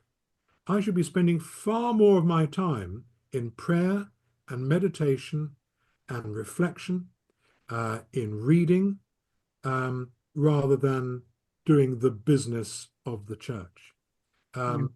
Friends who are Jewish and friends who are Muslim are shocked by what Christian priests are expected to do. They say, we'd never ask the rabbi to do that. They're our holy person. How on earth can we expect them to be our spiritual leader if their time is wasted with guttering and with paying the bills and all that? We do not take priesthood seriously enough. We see priests as a dog's body. So no wonder some of them are just so exhausted by all of this. They've barely got time to be to commit themselves to the spiritual journey, which is the very thing that brought them into the priesthood in the first place. But we are killing off their passion by forcing them into boxes for which they're not trained and to which they are not called. And I Rita, imagine, Rita, I imagine, Kevin, that you're an exception. I spend far too much. I've spent, half this week on filling out forms for a grant application, and it's driving me potty. And one of the things that I know will happen, because so many of my friends have said it, is when they retire, they say, I can be a priest for the first time in my ministry. And that's profoundly sad. Rita. Do you want to unmute yourself, Rita? So following from that, just what you're saying now, I think of somebody else you mentioned in the handouts, and that's William James. Probably a more interesting writer than his brother. But he said, of course, that the writer, and perhaps should say the priest, should not dig, therefore should not be digging through forms. But what I really want to say is, I thank you, dear, thank you, Ian from Hertz, for something that was indescribably, unbegreiflich wunderbar. What you have given us tonight and the amount of ground you have covered. But the core is the challenge that you throw down. And how deeply challenging it is to hear that and to work along with, systematically, say from Plato through them all, right up to Fromm and Frankl and all of them in between and all of the political realities. And, Freud, who took from Plato and used the same idea when he was trying to create and imagine the psyche and the whole idea of what the city is, and therefore what the individual is, and they divided in tres partes divisa est, that it divided into three, as is the state, as is the individual. But the challenge is huge in terms of what we accept and what we've accepted for such a long time.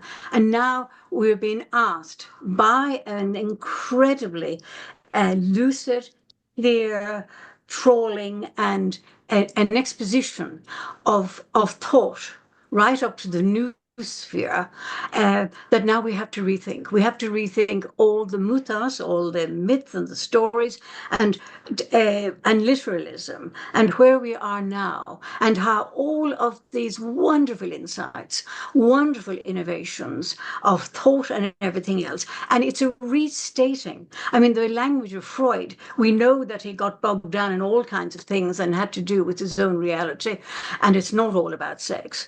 That all of that is an incredible articulation of how things have changed. And now the challenge for us is, individually and otherwise in ministry, is how we are going to challenge ourselves primarily and everybody else we meet. But I don't think I can thank you enough for begin to. And I also, of course, have to thank you for being chairperson of LGBT.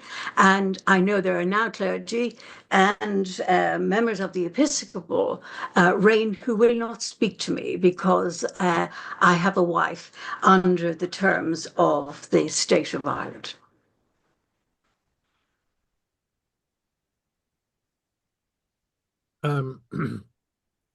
I think we're in the foothills, but then we always have been. But because I don't see this as a threat to the Christian tradition at all. In fact, the threat to the Christian tradition to me is to bog ourselves down in literalism without allowing the wisdom of the Christian tradition to unfold. I mean, an example I use sometimes with young people, if they've heard any arguments against the faith. First of all, look at Genesis. If you take it literally, it doesn't work and is completely at odds with the theory of evolution. If, however, we say to ourselves, let's not take it too literally, but from an allegorical perspective, and actually from a developmental point of view, let's look at the fact that round campfires, in small gatherings, this was intuited that the world went from a state of unsophistication through ever increasing levels of sophistication to human beings being a relatively new development. They were intuiting, in the only language that they had, evolution. Centuries and centuries and centuries before science, the world of science, then codifies it. Let me take another example. One of the challenges to faith in the past, sometimes by people who are erudite but still haven't quite got it, say, oh, even the scholastic period, what a waste of time. All those monks arguing about how many angels danced on the head of a pin. And that is meant to be the epitome of pointlessness. What those monks were doing in the only language that they had at the time, which was religious language, they didn't have scientific language, they were essentially debating, can you have location without extension? So can something exist? And they were using the idea of angels as an hypothesized sort of formless spiritual being. Can something exist which takes up no space? And what do we call that? That's physics. That's quantum physics. And yes, an infinite number of angels, renamed quarks, can dance on the head of a pin. So they were formulating theory of subatomic particles and quarks with the only language that they had at the time, which was religious language. But it was intuitive genius, centuries ahead of their time. And the more we dig into the religious tradition, as long as we don't bring literalism to it, which kills the word, if we bring a more open-minded spirit to it, we discover layers of genius and of profound insight that are beautiful and wonderful. And you just look at these people and you think, my goodness. the I, intelligence. I think, Kevin, that's what I say when I look at the sort of first 6 centuries of the church, and these what seem like very arcane debates about Christology and Trinitarian theology. But you see thinking evolving, and then something. One way of talking about the faith has to make way for another way, and you just see this evolution, and sometimes it's really painful and it's really uncomfortable. Um, and but that's the way that doctrine as a body of thinking, rather than a dogma as a body of a closed system of thought, evolves. Yeah.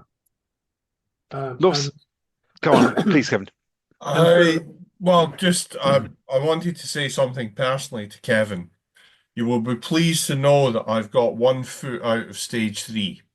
I've got 1 foot definitely in stage 4, and the amount of contact that my other foot has in stage 3 is reducing all the time.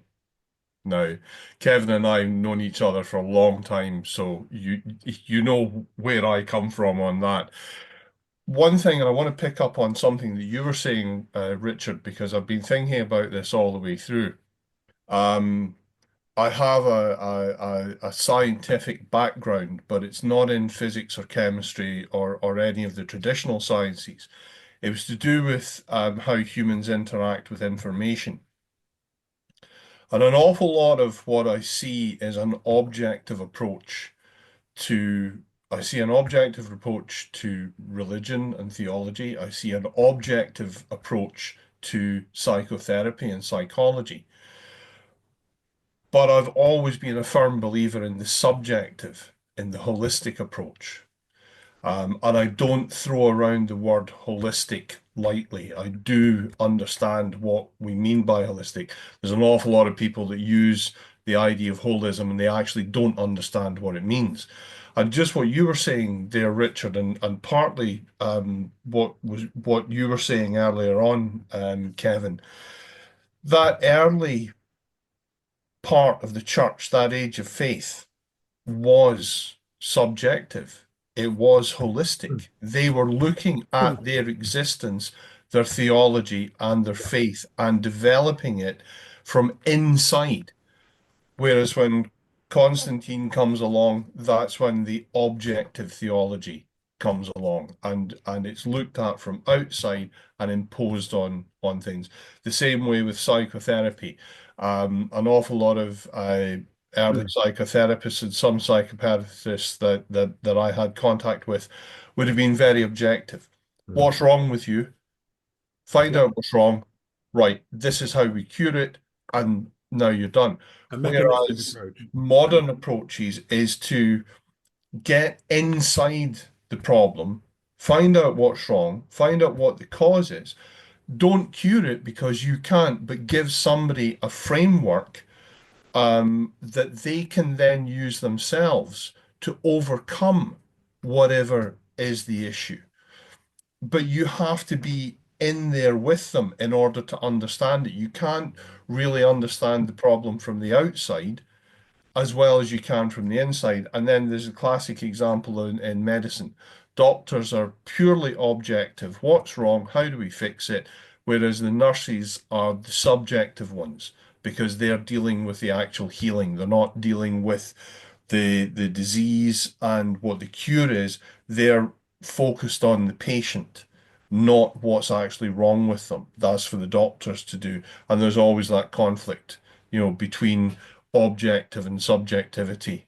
And I have always believed, well, since I came across it really in my studies, in taking a more subjective approach, that you can't understand something unless you're actually inside it. Now, Lawson, there are limitations to that. There are, because if you're inside the same thing, you can't see it from the outside. But a fully holistic approach would actually look at it from both inside and outside to understand everything together. And the other thing that I've got this running through my head is why has no one ever actually come up with systemic theology? I know we talk about systematic, but systematic to me is too objective. Systemic is the subject of the holistic approach. Lawson, you raised some really interesting insights there. Talking about medicine, I would draw the analogy between doctors and the hospice movement.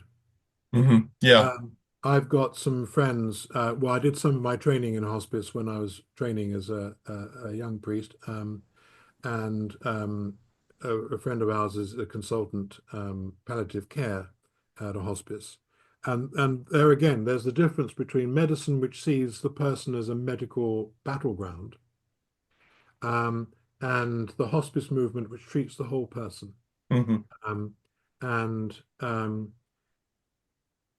slowly, medicine is beginning to learn from the hospice movement. But I'm afraid with the Liverpool pathway and so on, it's rather taken it as a mechanistic way of killing people Hmm.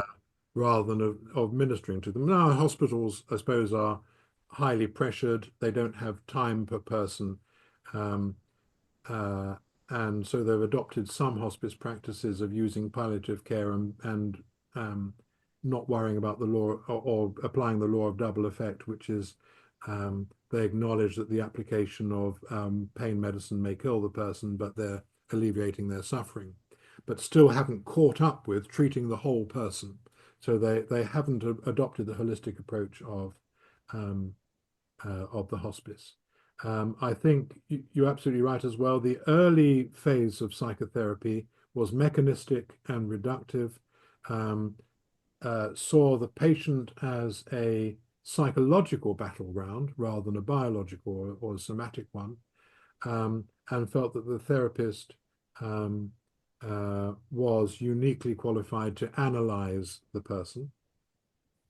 One of the reasons why I'm drawn to both Frankl and his way of recognizing not only soma and psyche, but also nous or spirit, is a holistic approach to the totality of a human being rather than just components. And also, if we look at Carl Rogers, um, uh, he pretty much invented and coined the phrase the phenomenological approach. That basically means you inhabit your client's world, that you don't insist upon an objective reality, but you deal with the world as they experience it, as they see it. You enter into their world, and Carl Rogers and also Frankl would say it's not about technique. And I think part of the problem in the past was an overemphasis on technique. Hmm. And actually, the key thing about the therapeutic relationship, which I think some of the more modern theorists and psych, because they're also practitioners, of course, are coming up with, is it's about the relationship between the therapist and the client. Hmm. That it should be much more equal. It should be a voyage of discovery together. It should be one of building trust. That will take time. And that you are not only treating the whole person, but you are, as much as you can, whilst maintaining certain professional boundaries, being a whole person yourself as the therapist. Yeah. So Yeah. you're trying not to be objective, but subjective with them. And because you're working with their own subjectivity, because the world as they experience it can't be supplanted by a superior understanding of the world which you can give them. So you're helping them to deal with and inhabit the world as they experience it. Perhaps you might reinterpret it or look at it from a different angle. That some of your thoughts and feelings are coping mechanisms from the past, which are now holding you back. But that's also done in a loving and supportive way, rather than saying, I, as the analyst, have now decided that the path you need to take is X, Y, and Z. So absolutely, a much more holistic view is something which benefits both theology and psychotherapy, and I hope it's going to be an iterative process, which is why going right back to the beginning of my talk, it actually, I think that theology and psychotherapy can in the future be a collaboration and learn from one another, and see the mistakes each other has made, gently point them out and say, well, how can we both be better as a result of this iterative process? Yep, I'd agree with you. Right. I enjoyed So, your talk very much. Thank you. time for one more question.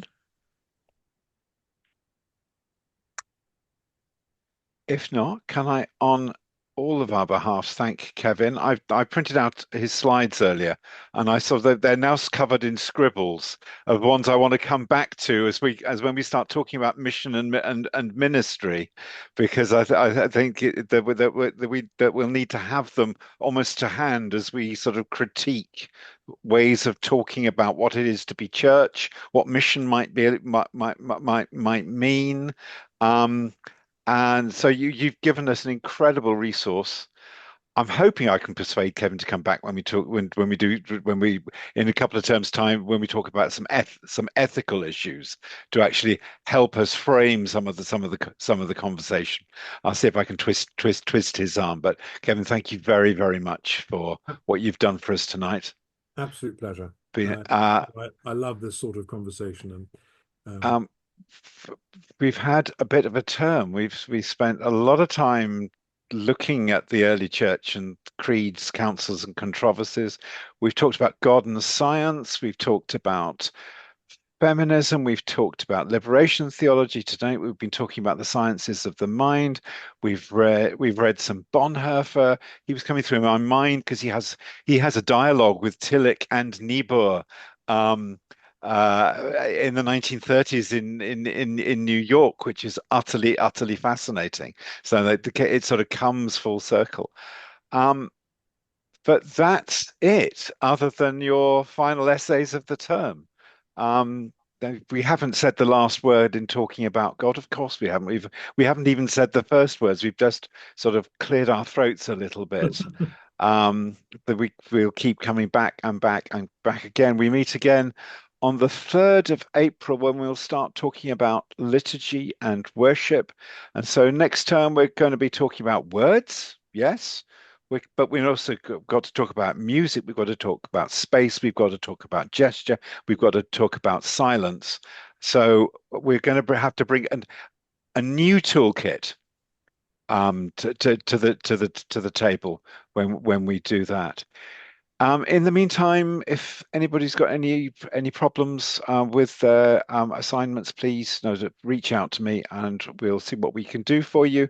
I'll be pinging uh, Kevin's slides to you and a recording of this up on the Friday email tomorrow, and I'll see what we can put in the rabbit hole as a bit of fun. Kevin. yeah, just one thing to say that I run 2 and about to be 3 meditation groups locally. There's one I started in Ennis, which runs, and I run one here, and we do the Lent course afterwards. Richard, I'll send you some of the material for the Lent course because it's some of the best material I've ever come across. Walter Right. Brueggemann, Marcus Borg, Dominic Crossan, people Yeah. like that.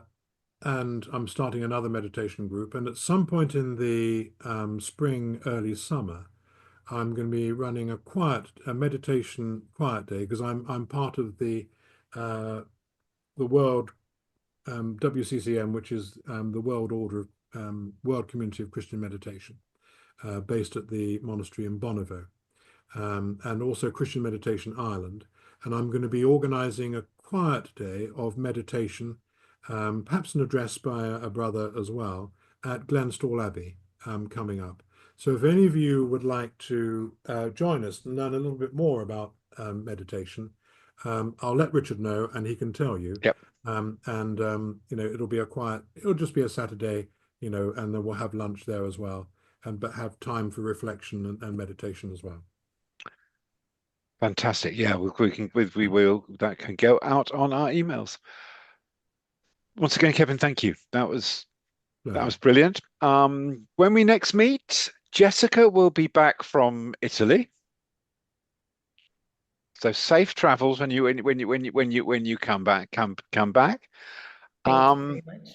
Look, take care, all of you. Thank you for your contribution to class this term. Once again, thanks to Kevin. Let's say the grace together. The grace of our Lord Jesus Jesus Christ, Christ, and the love of love God, God, and the God, fellowship of and the the Holy Spirit fellowship of our be with us Spirit. forevermore. Yes, Amen. sir. Take care. God God bless. bless. Bye for now. Amen.